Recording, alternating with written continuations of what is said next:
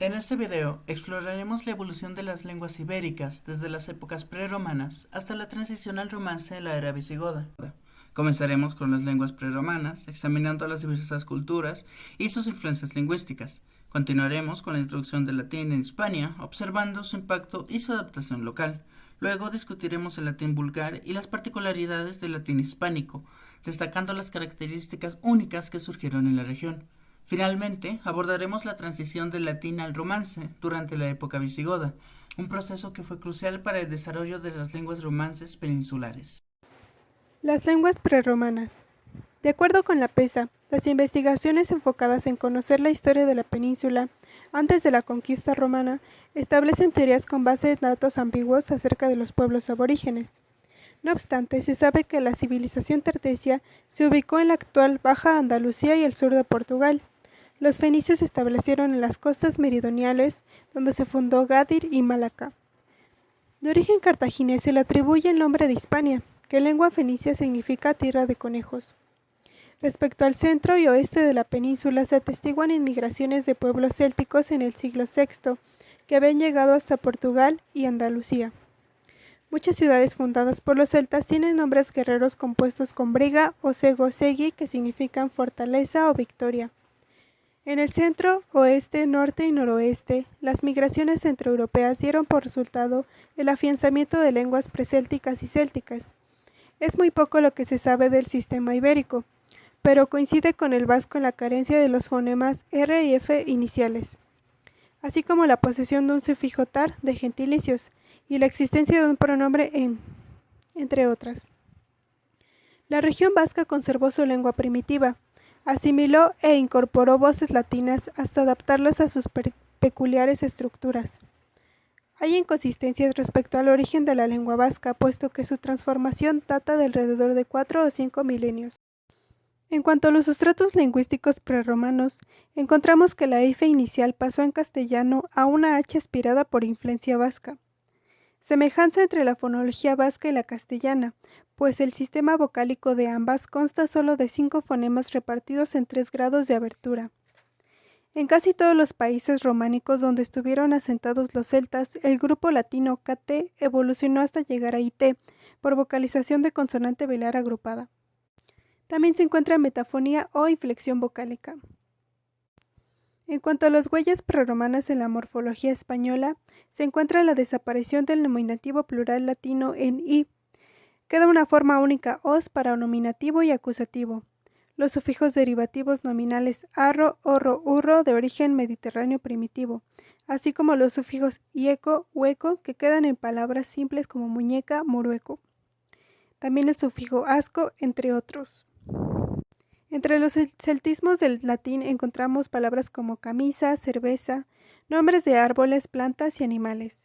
Moreno Fernández explica que los celtas fueron un pueblo cervecero, por eso la forma celta cervecia pasó directamente al latín cerveza.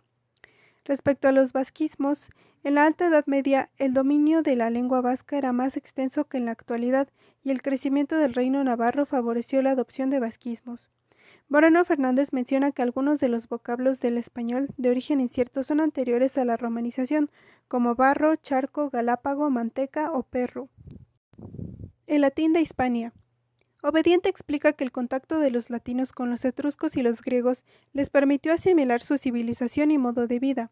Las provincias occidentales fueron las que más sentirían un influjo cultural, a tal punto de que adoptarían el latín como lengua nacional. Tal es el caso de Hispania. La lengua hablada en cada provincia va de rienda suelta a sus propias tendencias sin que haya nada que las frene. El resultado será la fragmentación lingüística del antiguo territorio imperial y la subsiguiente aparición de las lenguas romances. Penny nos dice en la Gramática Histórica del Español que la fase de conquista a partir del año 106 a.C. dio paso a la latinización por convivencia, mas no por imposición. Surgió un bilingüismo surgido entre el vasco y el latín y con el celta. Se aducen como causa de ciertos cambios que se produjeron en los romances peninsulares. El ritmo de latinización se correlaciona con la distancia existente entre el estándar culto y el latín medio hablado. La cuestión geográfica funge un papel muy importante en el surgimiento de la lengua española. La PESA menciona que sí existió una imposición de la lengua latina, bastó el peso de la circunstancia, pues era un idioma de carácter oficial, superioridad cultural y conveniencia de emplear un instrumento común. Los hispanos empezaron a servirse de latín en sus relaciones con los romanos. Incluso el cristianismo ayudó eficazmente a la completa latinización de las provincias. Latín vulgar y particularidades del latín hispánico. El latín vulgar, al contrario del latín culto, siguió progresando en sus innovaciones y evolucionando como lenguaje.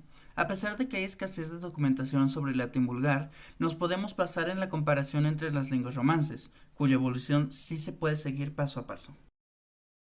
Las principales diferencias entre el latín culto y el vulgar. El orden vulgar prefería situar juntas las palabras modificadas y modificantes. También en la lengua hablada terminó desapareciendo el imperbatón que conocemos en los textos de los poetas latinos. En latín, cada palabra llevaba en su terminación los morfemas correspondientes a sus desinencias. La evolución fonética causó la supresión de la M final y eliminó la extensión entre vocales largas y breves. En el latín hispánico hablado, la desinencia os se generalizó como desinencia de nominativo y acusativo de plural para los temas en o. A consecuencia de este y otros cambios, la flexión del nombre en el latín vulgar fue limitándose progresivamente hasta terminar en una forma única de singular y una de plural. También se inició la creación del artículo indefinido y los pronombres demostrativos, entre otras cosas. El latín clásico tenía un ritmo cuantitativo musical basado en la duración de las vocales y sílabas. Desde el siglo III comienza a prevalecer el acento de intensidad, algo esencial en las lenguas romances. También hubo una radical transformación en las vocales. El esquema de las 10 vocales se iba reduciendo, surgieron diptongaciones, monoptongaciones, entre otros procesos. La pérdida de vocales postónicas se intensificó. En menor grado se debilitó también la vocal protónica. Se originaron una multitud de alteraciones fonéticas, provocando un elemento revolucionario conocido como jot, de donde nacen fonemas palatales. Muchas voces clásicas fueron sustituidas por otras que al principio no eran sinónimas de ellas. También se crearon verbos derivativos de nombres y de adjetivos. Transición del latín al romance en la época visigoda. Poco después del año 409, el rey visigodo Alarico se apoderaba de Roma y la entregaba al saqueo. Las relaciones sostenidas por los dos pueblos durante los siglos I o IV dieron lugar a un nutrido intercambio de palabras, como ejemplo, sapio a jabón o tacho a tejón. Los latinos adoptaron vocabulario y expresiones germánicas relacionadas con lo bélico. El latín bellum fue sustituido por guerra, y helm dio al español yelmo.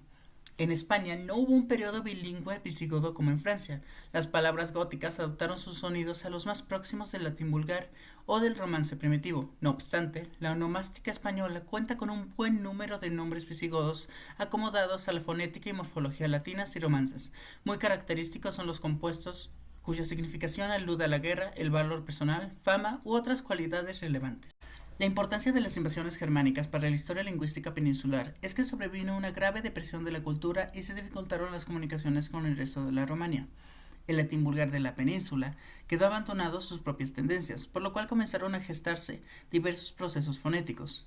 Obediente Sosa también coincide en que el desarrollo del latín vulgar dejó de ser uniforme en todo el imperio a causa del aislamiento en el cual quedaron las provincias. Al quebrarse la unidad lingüística, las diferencias locales fueron tomando cuerpo hasta llegar a construir idiomas distintos. El latín hispánico tendrá entonces las características generales del grupo occidental.